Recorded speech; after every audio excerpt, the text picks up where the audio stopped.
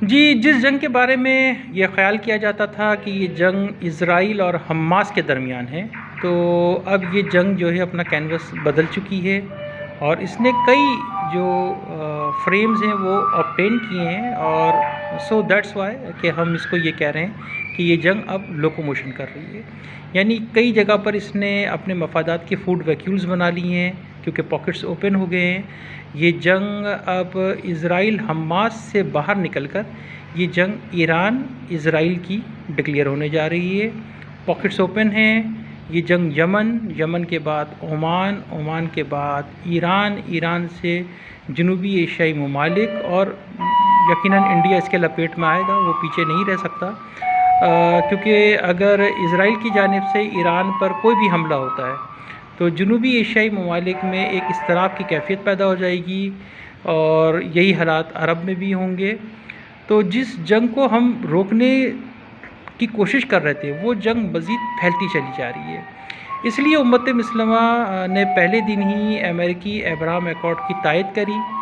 उसके शफ़ाफ़ पाकीज़ा होने और उसकी दलाइल पर उससे ये चाहा कि पूरी दुनिया पर वो जो है वो अमली जामा उसको पहनाया जाए, चाहे वो यूरोप का मुसलमान यहूदी ईसाई हो, चाहे वो अमेरिका का हो, कनाडा का हो या मशरिक़ और मगरिब में फैला हुआ हो। उनके लिए इस फ़लसफ़े को समझना बहुत ज़रूरी था। अमेरिकी फ़लसफ़े को समझना बहुत ज़रूरी था क्योंकि इसमें जो हिकमत छुपी थी वो 3 अक़ाइद और एक ख़ानदान के मिलाप, मोहब्बत, इज़्ज़त, एहतराम का था। तो बहरहाल अनफॉर्चुनेटली हमें बड़े अफसोस से ये कहना पड़ रहा है कि जो कुछ नज़र आ रहा है उससे वाज़ेह ये हो रहा है कि ये जंग अब फैल रही है और इसको रोकने का वाहिद रास्ता ही यही है कि एक बेहतरीन डिप्लोमेसी इख्तियार की जाए और वो डिप्लोमेसी ये है कि दुनिया भर में हर ख़ित्ते से अब्राहम अकॉर्ड के लिए वहीं उसी ख़ित्ते से जो है वो एम्बेसडर चुने जाएं और ये एम्बेसडर जो हैं वो अब्राहम अकॉर्ड के यूनिवर्सल कांस्टेंट से मुराद जो कि यहूदी, ईसाई और मुसलमानों के लिए एक जैसा हो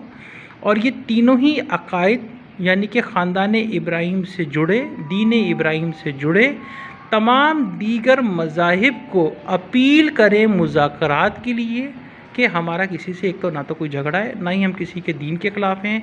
ना ही उनकी सकाफ़त के ख़िलाफ़ हैं, ना ही हम उनके रहन सहन के ख़िलाफ़ हैं। वो अपनी ज़िंदगियों में जैसे आज़ाद रहना चाहते हैं वो रहें, ये उनका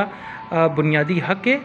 तो अब मामला जो है अगर ये मज़ीद तूल पकड़े, क्योंकि आप देख रहे हैं समंदर पे तकरीबन तमामी ममालिक की जो है वो अफ़वाज आ चुकी है, जबकि हम एक अमेरिकी क़यादत में एक सेंट्रल कमांड का हिस्सा हैं तमामी ममालिक, तो उसके बावजूद भी तहफ़्फ़ुज़ात सबके अपने अपने हैं। सो इस जंग को रोकने की वाहिद हिकमत जो है वो इस वक्त सेक्रेटरी ब्लिंकन बिल्कुल पूरी कोशिश कर रहे हैं। उम्मत मुस्लिमा उनकी तमाम कोशिशों को देख रही है, सराह रही है। जिस तरीके से वो मुस्लिम फ़लस्तीनियों के हक़ में खड़े हुए हैं, गज़ा की आज़ादी के लिए खड़े हैं, जिस तरीके से वो गज़ा की सरबुलंदी के लिए खड़े हुए हैं, तो ये एक मायना ख़ेज़ बात है। जबकि जंग इज़राइल और हमास की अब भी जारी है और ये पहले भी अभी थोड़ी देर पहले मैं बयान कर चुका हूँ कि ये अपना रुख तब्दील कर चुकी है।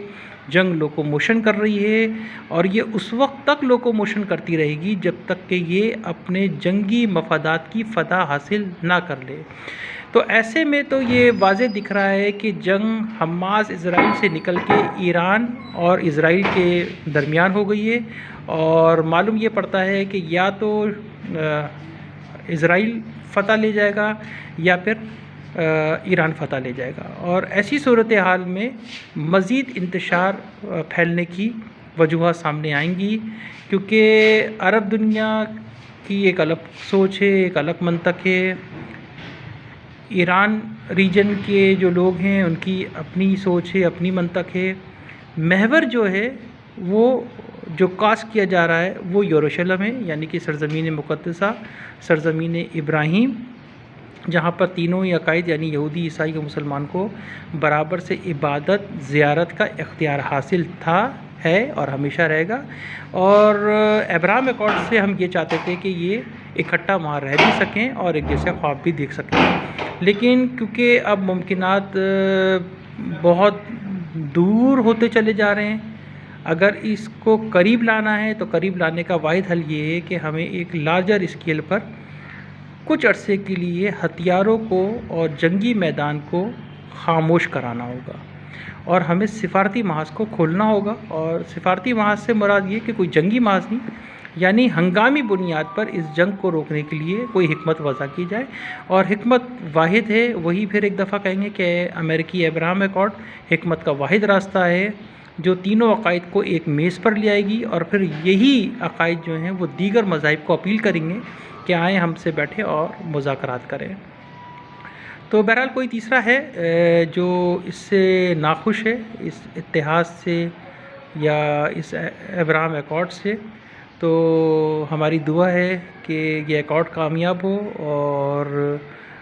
किसी तरीके से अक़वाम मुत्तहिदा को भी जो है वो फ़तह हासिल हो जाए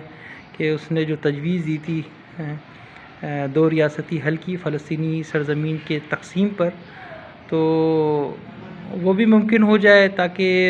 अक़वाम मुत्तहिदा का भी एक जो मयार है, मुकाम है या उसकी जो सेंटर ऑफ़ ग्रेविटी, हम अक्सर मुसलमान कहते हैं कि ये दुनिया का सेंटर ऑफ़ ग्रेविटी है, तो वो भी बरक़रार रहे। तो अब देखना ये है कि इस हिकमत पे कैसे काम किया जाएगा, क्योंकि जो मुस्लिम ममालिक हैं उन्होंने ये वाज़ेह तौर पे कह दिया है कि आज़ाद फ़लस्तीनी रियासत का जो क़याम है वो इज़राइल के 1967 से कबल सरहदी पोजीशन पर वापस चले जाने से होगा और ये कि वो अल-कुद्स को खाली कर दे। और ज़ाहिर बात है सरज़मीन मुक़द्दसा यानी कि शहर यरूशलेम, ये तो 3 अंबिया की सरज़मीन है, इस पर ना तो फ़लस्तीनियों का इख्तियार हो सकता है और ना ही इज़राइलियों का इख्तियार हो सकता है। लेकिन इस वक्त जो मौजूदा सूरत हाल है वो ईरान और इज़राइल के माबैन चल चुकी है और लग ये रहा है कि इन दोनों में से कोई एक क़ुव्वत फ़तह हासिल करेगी और वो अपने ही तर्ज़ निज़ाम की हुकूमत बनाने में कामयाब हो जाएगी। तो हमारी गुजारिश है अमेरिका से और यूरोपीय यूनियन से, कनाडा, जनूबी एशियाई ममालिक, सेंट्रल एशियाई ममालिक से, अरब लीग से, कि इस जंग को मज़ीद फैलने से अब रोका जाए।